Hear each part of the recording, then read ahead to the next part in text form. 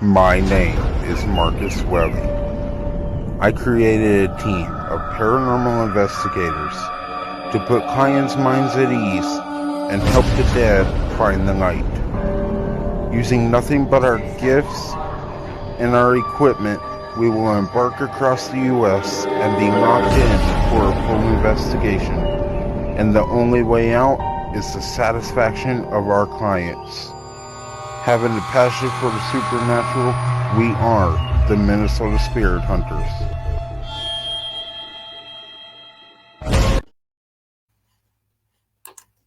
Hello, everybody. Good afternoon from the Minnesota Spirit Hunters. I am Marcus Welly, the lead investigator and founder of Minnesota Spirit Hunters. I have our future founder, Raina Ann, here. She wanted to join me on the podcast today. Today is, or not the podcast, but the video. Today we are premiering the pre-interview investigation.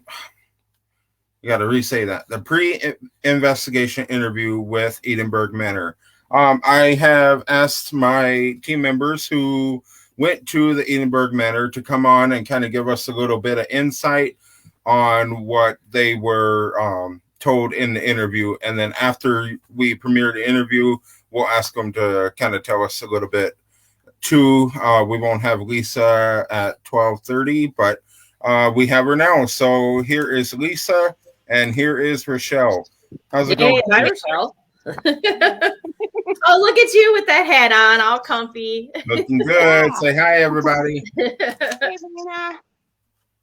all right. So today's subject is Edinburgh Manor. Can you guys tell me how that went, what you thought, and was that the best investigation you've been on yet?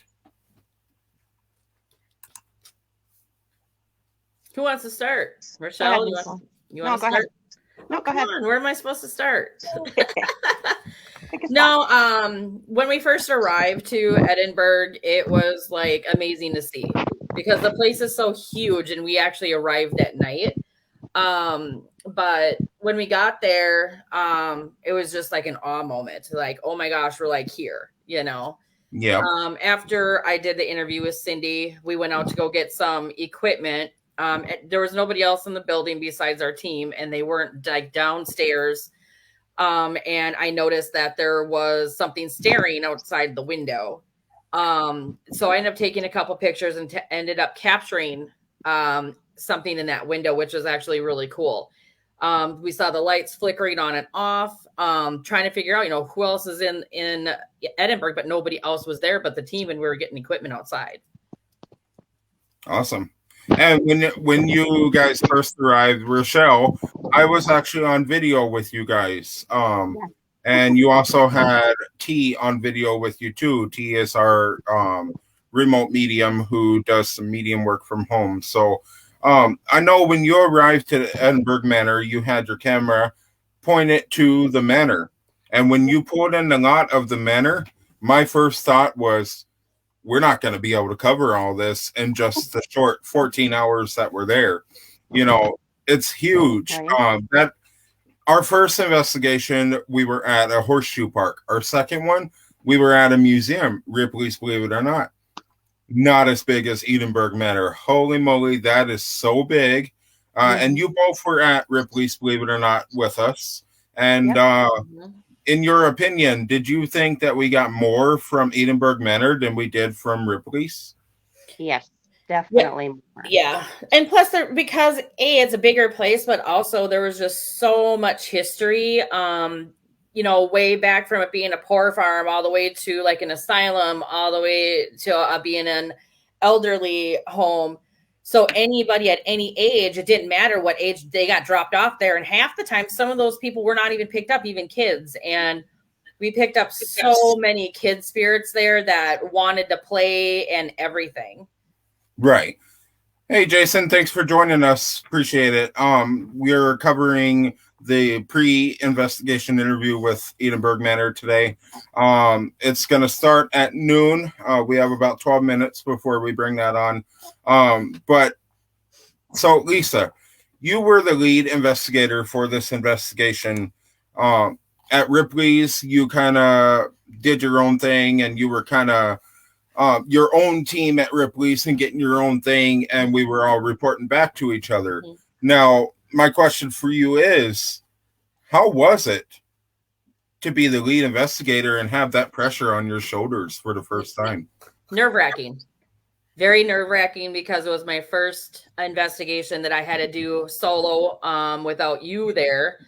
I just tried my best to work with Rochelle, kind of work together, like what is going to be the plan, because there was so much to cover. And just making sure that the mediums could do their job before we would go into places, and to be respectful to them also, and hit those rooms that they were having a lot more flags on, because like they marked rooms and stuff for us to kind of go in. So it's kind of going by the medium's lead a little bit, because they're the ones that kind of bring you to where their feelings are, what they're seeing, hearing. I didn't venture off really here at all like it normally would, because it was a very different role that I had to take. Right. And Rochelle, being that you were the lead medium and you had your son MJ along with you on this investigation, that was new for you. You didn't have him in our first episode that you came along with. And how, in your opinion and your own words, what was it like to work alongside your son for the first time? Oh, we had a blast. I mean, we took off when we first drove up, when you and T were on the screen. We were looking and we were drawn to like the left side of the building, and we just both went, "Oh, what is going on there?" Yeah. So when we walked down that alleyway towards or the hallway towards that, and our hair stood up, and we're like, "Yeah, this is the way to go."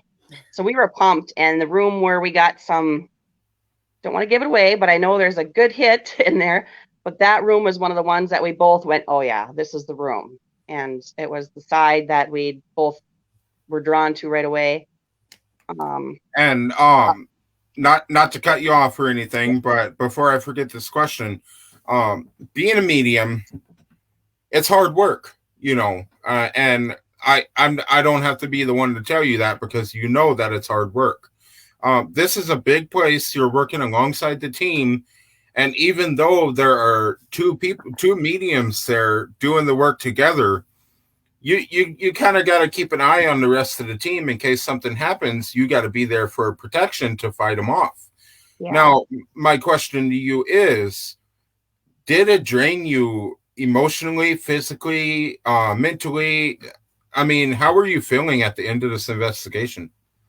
At the end, we were both wiped. MJ and O got drained. We had one person that got scared. So when they're scared, then we gotta, if they're bad entities, whatever you want to call them, they will kind of go towards that person because they know they can scare them more and that. And yeah. So when you got to protect somebody and you're already in a place that you don't know what's going on, it drains you very fast and you're very tired. Absolutely. And Lisa, after doing this investigation of Edinburgh, how do you think you did? I hope I did and met the expectations that you wanted. I thought I did a pretty good job, trying to get everything balanced, because we had a last minute hiccup, hours before we left. And I think we did good kind of making it all work. Yeah. For the coverage that we got there, MJ and Rochelle did fabulous. Watching them actually work together was really fun to watch, because I mean, sometimes when you have two mediums together, and especially having a family together, normally they can't work well together. Yeah. But it was awesome. It was really cool to watch and see. And speaking of family working together, Calissa is our junior investigator. Mm-hmm. How was and you haven't worked with her on an investigation yet. What was it like to work in this big venue, this giant asylum that has umpteens of spirits and demons and who knows what else? What was it like to work not only with your daughter, but also being that she's a minor, she's a teenager, and just the thoughts going through your head, like you need to protect her? What was that like for you? Calissa does not like to investigate with mom. She loves going with the mediums. She likes going with them. She likes going with any other people. I think she did fairly well. I haven't really heard anything negative. The interactions that I had, like in the rec room and stuff like that, she was like super pumped. Her and MJ went and traveled and went into some rooms talking together, looking at stuff, and I could hear like just kind of like just talking. And she was actually, for being 15 years old, she was being pretty, I would say, responsible or professional, the best that you can at 15. She didn't really venture off too far. If she did, she'd kind of tell us, I'm going to go down to the kids' room, just kind of, so we kind of knew where they were at, and to report anything if she felt, being attacked or anything like that. But we did do protections and stuff while we were outside getting equipment. I did protections with her and the rest of, and a couple of the investigators and stuff before we re-entered back into the building. Right. And my last question before we put this interview up, this is for both of you. This was a 14 to 16 hour investigation? It was a long one. Yes. Well, in December, we have a 25-hour investigation, even longer. Mm-hmm. This place is not as big as Edinburgh Manor. Do you guys feel that you're ready for this? Yep. Mm-hmm. Yeah, I think and I can say I work really well with Rochelle. Because we had a little incident at Edinburgh. We had to figure out right in the moment and stuff that was caught, probably on, video and stuff like that. But we were able to problem solve these things. And she was very respectful. I was respectful to her, just kind of getting through those things, because you just don't know what is going to happen. Because like I said, I was going off what mediums were feeling, because if it was like, no, because me and Rochelle actually talked more about it. And she was like, no, this is why I said this. And that makes a team, is when you can sit and talk about it. Yep. Where even in the moment, even if you were like, I wasn't mad at all because I understood. But if it was somebody new coming in or something with your team, you're not used to that, don't get mad at your teammate calling right there. Yep. Talk about it later. And that's what we did. And so I understood more. And I said, yep, I completely understand that. And for those type of locations to have mediums, you got to kind of listen to them, because they're going to kind of guide you to help protect you. Yep. For what we need to do. Yep.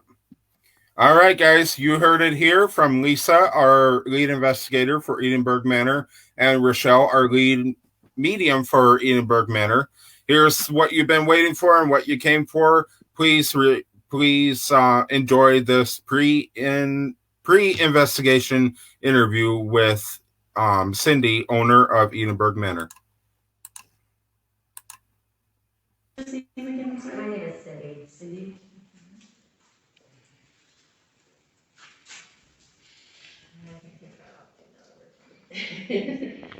My daughter had COVID. I haven't seen her for 3 weeks because she got married and then she got sick. And Yeah, I think. I think all of us are vaccinated. I'm not going near your house. Yeah.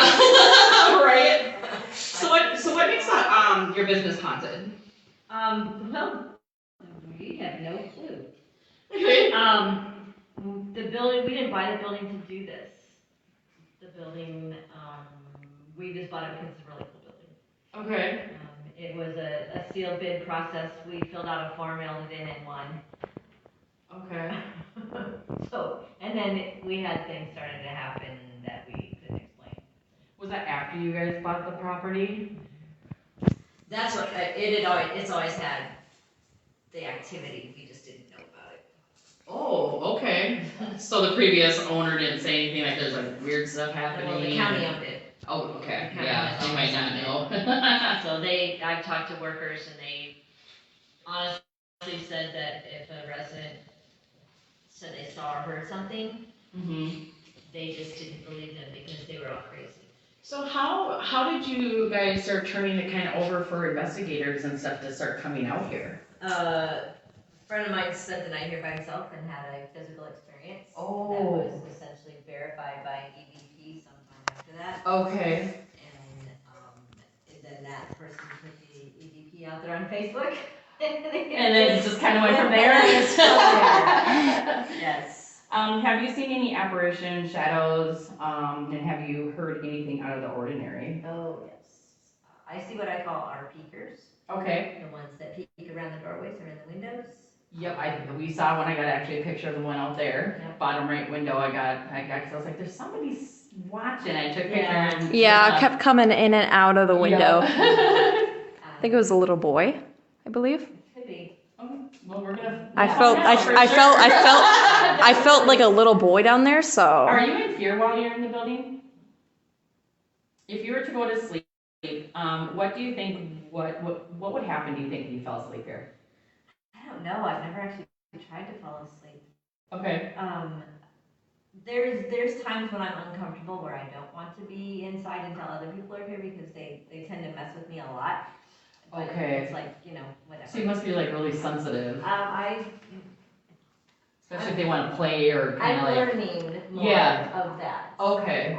The camera keeps going out of focus. Of course. Like, come on, you're here to visit us, not her. I'm here all the time. That's all. They're like, get this lady out of here. Has the phenomenon tried to hurt or interrogate you? No. Being pushed and having my hair pulled, Okay. I do not believe it was anything bad. It's just the way they communicate. Okay, sure. Yeah, and it can sometimes, cause like Calissa here, sometimes she'll like, something's touching me type thing. Yeah. It's not really like trying to be mean, it's more trying to communicate like, can you hear me? Because she's learning, medium skills and stuff like that, so they are attracted to her. What the with that. Energy, it's all about. Yep, exactly. Do you hear the pounding out down the hall? Yep. Do you ever, I wanna get through these so this lovely lady can Go home. Yeah, I've got about an hour drive, it's fine. Do you ever feel different? Do you ever feel different in this building? Like when you come in, does it feel? Oh yeah, either a lot of sadness, anger. Sometimes, you walked in and you're like, it's really heavy. Mhm. Definitely. Does your mood change when you come in? My mood doesn't. Okay. And what is a little bit, you can sum up the backstory, so what is a little bit of the backstory about here? Sometime around 1846, it became the county flower farm. And there were over 200 acres. There were a couple other buildings before they built this one. And so if you lived here, you worked on the farm. Okay. And so it was a working farm. Husband and wife ran it. They raised their own kids. They took care of the residents. Mm-hmm. They have no idea what that meant. But when the Depression came, this facility no longer had any kids. Oh, okay. At that point, it was all adults, so they all had some sort of mental disability. They used words like insane. Okay. Do you know, do you know like how many kids may have been here before? The children that would come didn't stay very long. Okay. If they were, like, we were told that Susie was actually dropped off and left here. Okay. Back then, if you couldn't take care of your own child, you thought that this would be a better place and they would take care of your child. Mm-hmm. Oh, So wow. they would try to adopt those children out as faster than others. Oh, okay. There's records in the book that, like, it looked like mom and kids came. Yeah. Sometimes they didn't stay very long. Okay. It was basically until mom could get back on her feet, get a new husband, or find relatives to take her in. That situation, likely dad died. Females couldn't own property back then, so they would take the farm. Sure. And they'd have to go somewhere else. Mm-hmm. Oh, wow. And this was a place they could go. And then Okay. as time went on, it was less of a poor farm and more just a home for people whose families couldn't or wouldn't take care of. Okay, and then when did it turn into a place that, like, the people who were mentally unstable, like insane or anything like that? It's always been that way? They've always Oh, had either poor okay. people or insane people here. Oh, wow. Mm-hmm. And because it's not a hospital, Okay, it was yep. just a place that they could be. Somewhere where they can go because nobody could take care of them? Exactly. Oh, wow, just imagine what that would be like back in the day. You have kids running around here, you have people who are very, unstable. And we don't know how they separated them out between, Okay. the poor and the insane. Because Yeah. we really don't know what their definition of insanity was. Right, That okay. was the hard part. And then so around 2004, the county leased it to a company that ran as like a group home for adults with mental disabilities. Okay. And then it closed in November of 2010. Okay. Now, are the elderly here also? Was it like all age ranges? Okay. Up until, all ages including kids, up until the Depression, so around 1929, then this place, we were told, no more kids. Okay. But the concept of the poor farm, they wanted able-bodied people. So you had to be able to work on the farm. Sure. The camera's Okay. going out of focus near you, Mom. That's okay. And I heard Lisa down the hallway earlier. Spirits like that start talking to me when I come on investigations. We'll get that through our spirit boxes and stuff, and so they can wait. They don't have a lot of patience. They're like, we gotta go. I can notice that when they're peeking out the window, like, woo, we got some new people here, Yeah. Hey. That's kind of cool. Do you know if anybody was murdered or committed suicide here at all? Murdered, I have no clue, but Okay. yes, there's been suicides here. Okay. Do you know how many? I Or don't- where or the locations? I know one for sure. Okay. At the end of this first floor hallway, very end towards the window, there's a room on your left. Okay. It's a tiny room. It now has like a mop bucket. Okay. In the 1950s, that was a gentleman's room. Oh. And the guy we talked to doesn't remember the year, 53, 4, 5 time period, but this gentleman wasn't here very long. He lived at home with mom. Mom died. Siblings couldn't take care of him, so they stuck him in the county home, and he didn't like it here. Okay. He was very unhappy. He could have walked out the door anytime he wanted, but instead he chose to hang himself, and he hung himself in that room on his doorknob. Oh, wow. Not the original doorknob, but Okay. it's highly likely it's the original door. Okay. So it's possibly the original door. It is then, a okay. self-locking door now, so it's being held open. So if it shuts all the way, you will not be able to get back in. Okay. But if you want to hang out in there and shut the door all the way, you should be able to get back out. Okay. All right. So let's not test that. Now what? That would be my luck today. You gotta call Cindy. Hey, you gotta come back here. Is there anything else that we should know fuck? before we begin our investigation? Just, you don't have a large group, but you have a fairly big group. Just remember that we don't open any other outside doors. Yep. Front door, use the back door while you're coming and going. Don't use the front door at all until you're ready to leave. Okay. That prevents people from coming. Mm-hmm. The biggest thing that I always tell people is that always keep in mind the people who lived here. Yes. Because they had the mental illness and we don't know what that definition was. Oh, Their communication skills are going to be a lot different. Yep. Poking. They poke people all the time. Mm-hmm. Oh, I'm ready for that. That's how You know, that's how I get that kind of interacted with. thing. The guy that lives in the basement, he does want you to be afraid of him. Okay. But I don't believe that he's evil. Yeah, my background a little bit, because like you mentioned, mentally ill and stuff. I work in that industry. So it's gonna be really interesting for the investigation here on what it will be drawn to me, especially like you're saying, that some may not know how to communicate right, and they might poke you, they might pull your hair, your clothes, or drop something, or make a noise. So I'm actually kind of excited for that. So It's really. is there anything that we can do for you while we're here on the investigation? I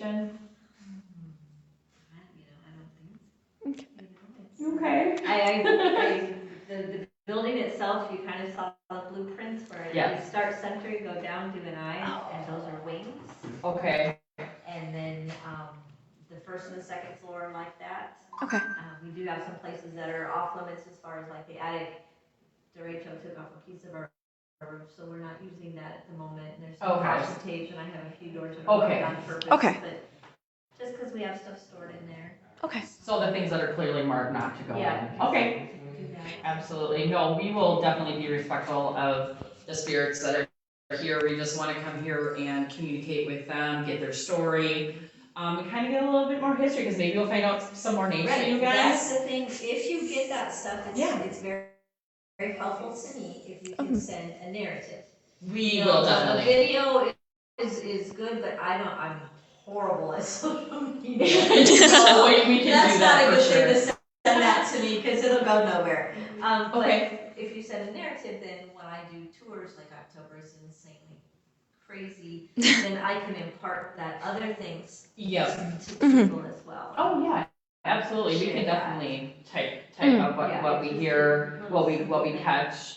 Like EVPs, and we'll definitely can type that up for you for sure. Do you have any questions for us at all? I don't think so. Okay. It is what it is, and Yeah. my biggest question they always ask is, where's the most activity? And I'm It's like, always, you just It's don't everywhere. know. you just came on property, it really doesn't matter. No, and we appreciate you guys being able to let us investigate here, especially alone with building clothes on, overnight, and we really appreciate that a lot. I don't Thank you. do, there are very few public events, there are groups that do host those, but if you book a date through me, your group is the only one here.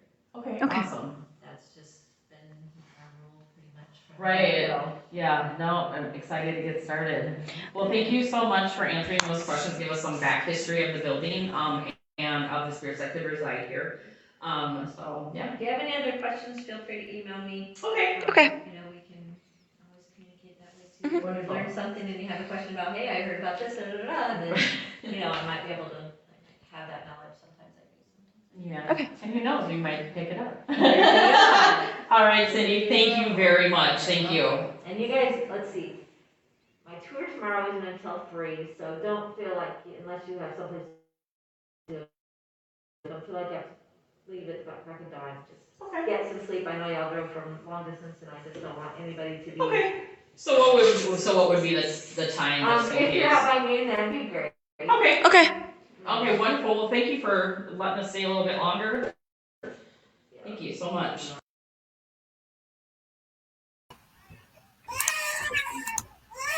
All right. That was your pre-investigation interview with Cindy, owner of Edinburgh Manor. Questions, comments, concerns? No, it was a lot better than I thought. In those moments, you just don't know when you're asking questions or what's going on. Are we going to ignore the fact of how it was jumping really crazy when we were watching? No, because Calissa was literally standing still with that camera. It kept moving on its own. And quick question before we wrap this up, because I know you got to leave soon, but all of the questions asked by Cindy and all the answers that you got from Cindy, did everything line up with what she told you? Like, was everything actually legit based on what she told you? I didn't feel like anything touched me really at all. I just got a lot of cold spots and stuff. I don't know about anyone else, but she's been there a while, and we're all going to have different experiences. We're not going to experience what she does. We're not going to experience what anyone does. Everyone is different. Right, exactly. But I mean, Edinburgh is actually a place to go. You just gotta be. I didn't think, to be honest, because I was watching other people go there, how they were not getting anything, and we went out there and we kind of got a lot. So it was kind of cool because I was like excited for that, because I was like, well, I don't even know if we're gonna get anything out here, Yeah.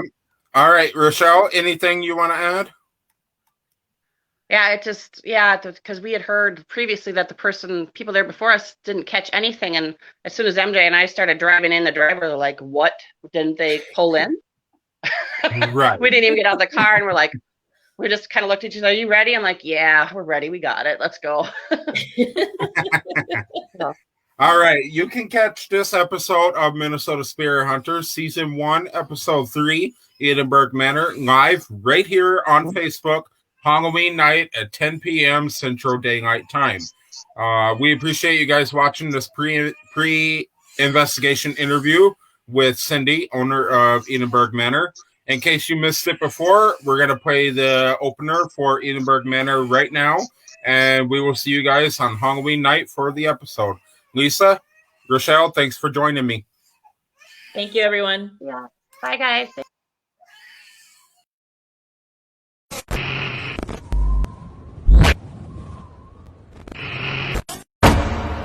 My name is Marcus Welly. I created a team of paranormal investigators to put clients' minds at ease and help the dead find the light. Using nothing but our gifts and our equipment we will embark across the U.S. and be locked in for a full investigation. And the only way out is the satisfaction of our clients. Having a passion for the supernatural, we are the Minnesota Spirit Hunters. Edinburgh Historical Museum. Here we are. With over 150 documented deaths, Noise, can you make that noise again? this haunted asylum operated close to 100 years. So they say that a lot of people like to come in and out of here to play. What started as a poor farm in the 1800s, housing people of all ages, with claims they were dropped off and abandoned, and the incurably insane, rumor has that the dead still roam the property at night. With the dead being buried in the cemetery on property, this 12,000 square foot asylum operated from 1910 to 2010. Welcome to Edinburgh Manor.